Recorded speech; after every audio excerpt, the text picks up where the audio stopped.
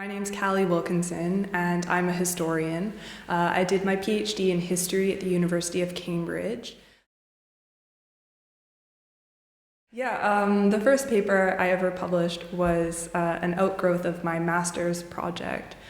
So it was a paper that I originally wrote as part of my degree and then ended up heavily revising and rewriting to publish. And the topic of the paper was about the different kind of controversies that surrounded how imperial officials were educated. So basically people debating what they wanted their empire to look like, and to achieve that vision, how they would educate people. And then that ended up feeding into civil service training in Britain. Currently, I'm actually working on what should have been a scandal but never actually ended up being a scandal at all, which was a supposed hunting accident where an Indian soldier was shot and then it was covered up.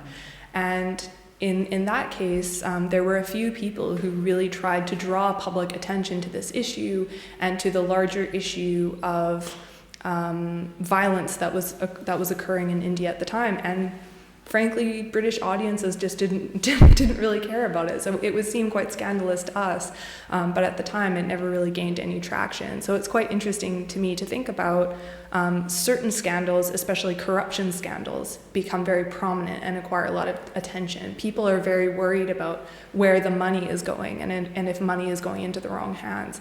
But when it comes to kind of violence or human rights abuses, sometimes people in the 18th century were more willing to let that slide. So for me, it's interesting to think about the scandals that don't happen as much as the scandals that do. Yeah, so I think for a lot of people would expect India and Britain to be quite disconnected, but they would think about it in terms of distance.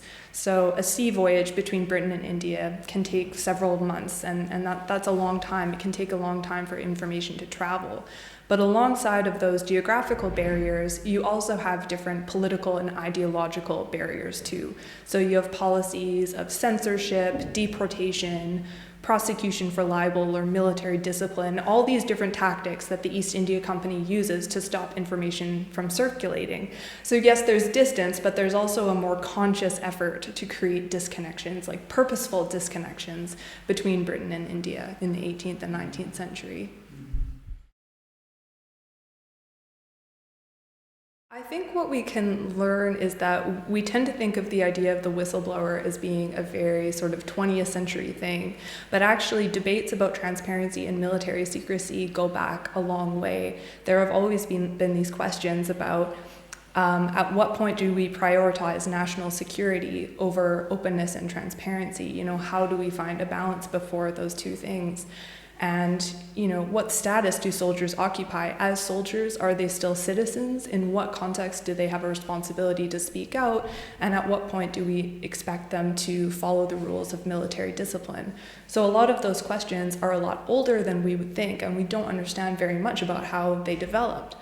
We tend to take them for granted and see them as natural, but there's a longer history there, and people didn't always accept it in the way that we do today.